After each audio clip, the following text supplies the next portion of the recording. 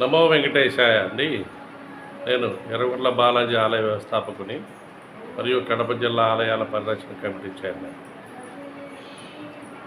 తిరుమల తిరుపతి దేవస్థానం దర్శనం గురించి మాట్లాడుకుందాం. 1983 ముందు మనకు అసలు తిరుమల తెలియదు, చాలామందికి తెలియదు. 1980 తర్వాతనే మనకు తిరుమల తెలిసింది. తదుపరి అంతకుముందు ఒకటే రోడ్డు ఉండేది, తరువాత డబల్ రోడ్ వేశారు.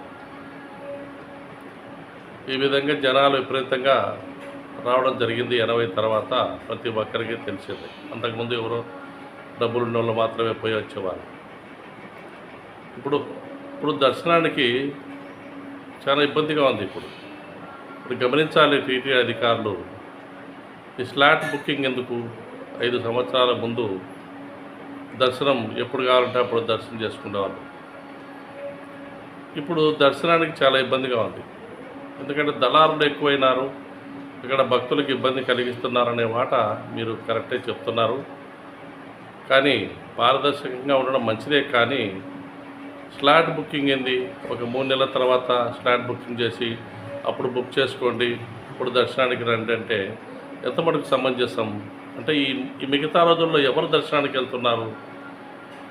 ఆలోచించండి. ఈ స్లాట్ బుకింగ్ ఎందుకు? డైరెక్ట్ బుకింగ్ పెట్టండి. ఈ ఇంటర్నెట్ సౌకర్యాన్ని సరళతరం చేయండి. సామాన్య జనాలు కూడా ఇంటర్నెట్లో బుక్ చేసుకొని వెళ్ళడానికి అనుకూలంగా ఏర్పాటు చేయండి. ఈ మధ్య మీరు బస్సులో కూడా టికెట్ ఇస్తామంటున్నారు, అది కూడా పద్ధతే. కానీ ఇప్పుడు స్లాట్ బుకింగ్ అంటున్నారు.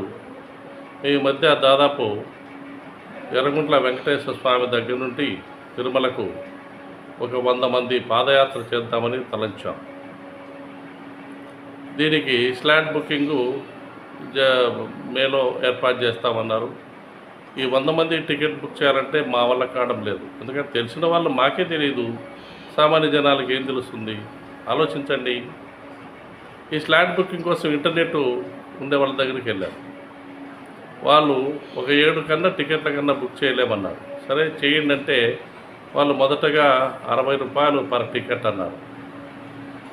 సరే ఏం చేద్దాం, విధి లేక సరే అంటే కొంచెం మంది ఎక్కువ చేయమంటే 100 రూపాయల టికెట్కి ఇస్తే కానీ మేము బుక్ చేయలేమంటున్నారు.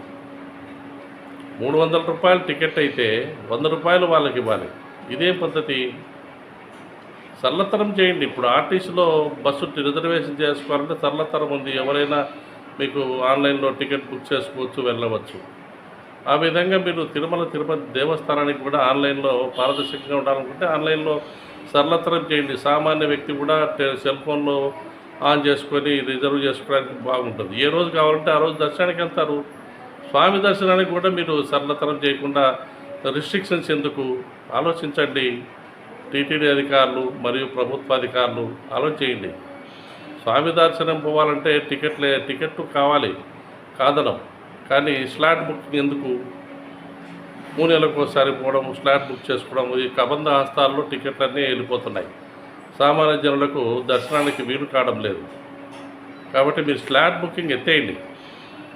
ఏ రోజు కావాలంటే ప్రజలు ఆ రోజు స్వామి దర్శనానికి వెళ్ళేట్టుగా మీరు ఆ విధంగా విధి విధానాలను అమలుపరచండి. అంతేగాని స్లాట్ బుకింగ్ పెట్టడము, ప్రజలకు ఇబ్బంది కలగడము, అక్కడ మధ్యవర్తులకు 100 రూపాయల టికెట్ ఇవ్వడము, ఇదంతా చాలా ఇబ్బందిగా ఉంది ప్రజలకి. కావున ఆలోచించండి. టీటీడీ అధికారులు మీకు మరొక్కసారి విన్నపం ఇస్తున్నాం. ఈ స్లాట్ బుకింగ్ లేకుండా ఏ రోజు వీలైతే ఆ రోజు భక్తులు వెళ్ళేటట్టుగా మీకు ఆన్లైన్లో పెట్టండి. ఆ ఆన్లైన్ సిస్టాన్ని కూడా కొద్దిగా సరళతరం చేయమని నా మనవి. నమో వెంకటేశాయ.